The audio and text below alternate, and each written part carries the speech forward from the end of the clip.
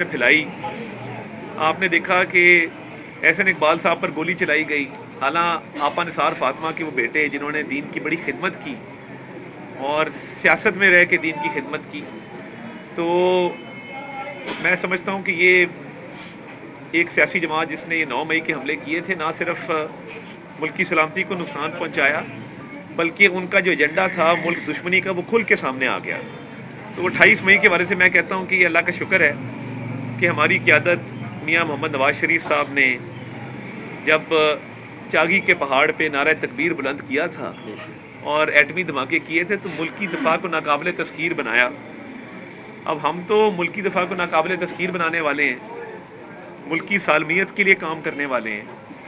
تو اپنے سیاسی مفاد کے لیے جن لوگوں نے یہ 9 مئی کے حملے کیے، میں ثوابی گیا تو کیپٹن کرنل شیر خان شہید کی بھائی صاحب لالا انور کے پاس حاضر ہوا اور وہ اتنے دکھی تھے کہ میرے بھائی نے پاکستان کے لیے جان دی اور دلیری کے ساتھ دشمن کا مقابلہ کیا.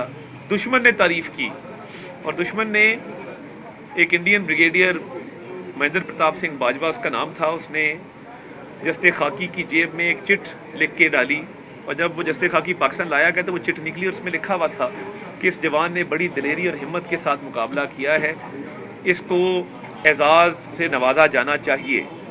تو یہ وہ لوگ ہیں کہ جن کی دشمن بھی تعریف کر رہا ہے اور یہاں پہ ہمارے ملک کے اندر ان کی یادگاروں کو مسمار کیا جا رہا ہے. میں آپ کا شکر گزار ہوں اور آپ کے احسان مند رہیں گے اور ہم مل کے اس حلقے کی ترقی کے لیے، اس حلقے کی لوگوں کی فلاح کے لیے کام کریں گے، کیونکہ میاں نواز شریف کی قیادت میں ہم نے 2013 میں جب حکومت سنبھالی تو اس سے پہلے پیپلز پارٹی کی حکومت تھی. 18 گھنٹے لوڈ شیڈنگ تھی اور جو 18 گھنٹے لوڈ شیڈنگ تھی 1 میگا واٹ بجلی انہوں نے نہیں لگائی. رینٹل پاور پروجیکٹس کو انہوں نے فروغ دیا، بجلی مہنگی ہوتی گئی، 1 گھنٹہ بجلی آتی تھی 1 جاتی تھی. تو میاں نواز شریف نے آ کے 4 سال کے اندر لوڈ شیڈنگ کا خاتمہ کیا اور ملکی معیشت کو جو ہے وہ استحکام ملا. اب یہ 2018 سے جو پہلے کا پاکستان تھا، جب ہمیں 13 میں ملا تو بڑے برے حالات تھے. پیپلز پارٹی کے دور میں مہنگائی جو تھی وہ ڈبل فگر میں جا چکی تھی، لوڈ شیڈنگ 18 گھنٹے ہوتی تھی، کوئی پرسان حال نہیں تھا.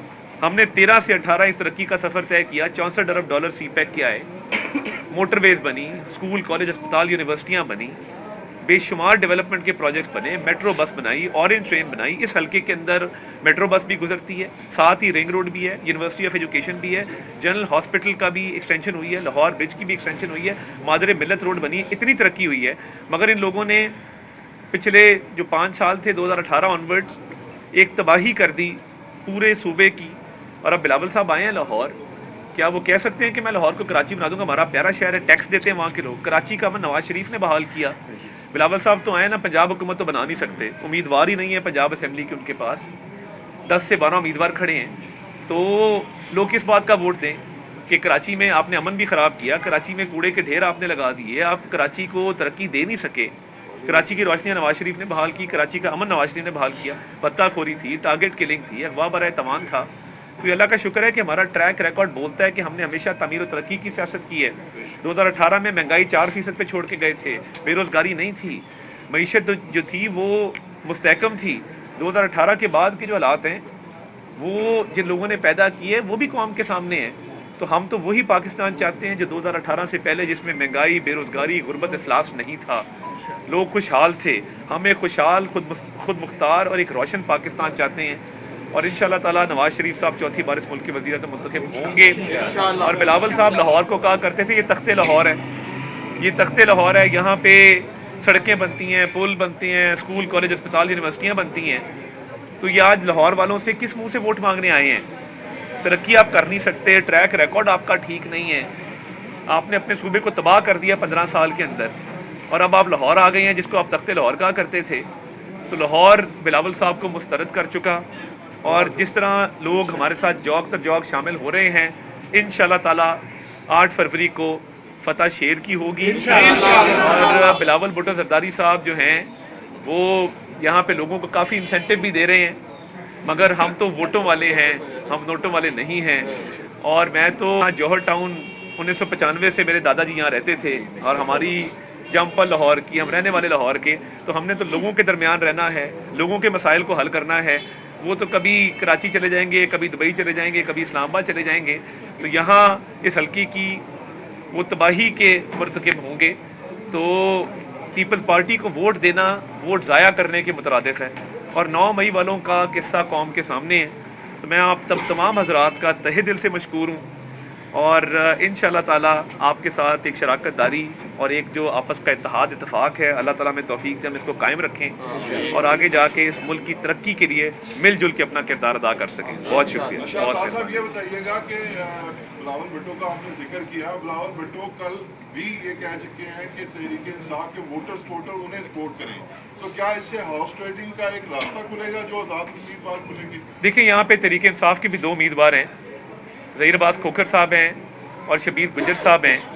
تو بلاول صاحب کا یہ خیال ہے کہ میں منافقت کی سیاست کر کے پی ٹی آئی کے ووٹر کو اپنی طرف جو ہے وہ ترغیب دوں کہ پی ٹی آئی کا ووٹر مجھے ووٹ کرے. اب بات یہ ہے کہ بلاول صاحب نے کیا سندھ میں بھی یہ نعرہ لگایا ہے؟ بلاول صاحب کو چیلنج کرنا، سندھ میں بھی کہیں کہ جی پی ٹی آئی کا ووٹر ان کو ووٹ ڈالے. یعنی یہ جو منافقت کی سیاست ہے نا، لاہور کی ایک سیٹ حاصل کرنے کے لیے آپ اپنا ایمان بیچ دیں، آپ اپنا ضمیر بیچ دیں، آپ منافقت کی سیاست کو فروغ دے دیں. بلاول صاحب کے قول و فعل میں تضاد ہے. یہ پی ٹی آئی کے ووٹر کو پہلے اپنی طرف جو ہے وہ لانے کی کوشش کریں گے، اس کے بعد یہ جو کریں گے یہ آپ سوچ بھی نہیں سکتے. یہ کہہ رہے ہیں نا 300 یونٹ مفت بجلی دینی ہے، انہوں نے لوگوں کی جیبوں سے 300 روپے بھی نکالنے ہیں، یہ بھی میں آپ کو بتا رہا ہوں. مشہور ہمارا 27 تاریخ کو، کل 27 تاریخ کو منشور لانچ ہو رہا ہے. اس کی وجہ ہے ہم نے منشور جو ہے تمام طبقات، تمام پاکستانی شہریوں سے ایک ویب پورٹل کے ذریعے تجاویز جو ہیں وہ انوائٹ کی تھی کہ ہم چاہتے تھے کہ ایک عوامی منشور ہو. منشور ہم ڈرائنگ روم میں بیٹھ کے نہ بنائیں، عوام ہمارا منشور بنائے، ہمیں تجاویز دے، تو اس کے مطابق انشاءاللہ تعالی منشور آئے گا. جی بہت شکریہ. جی اب کھڑے ہو کے ہاتھوں میں ہاتھ ملا کے ایک تصویر بنا لیں گے. پھر پیر ذوالنورین صاحب قمر صاحب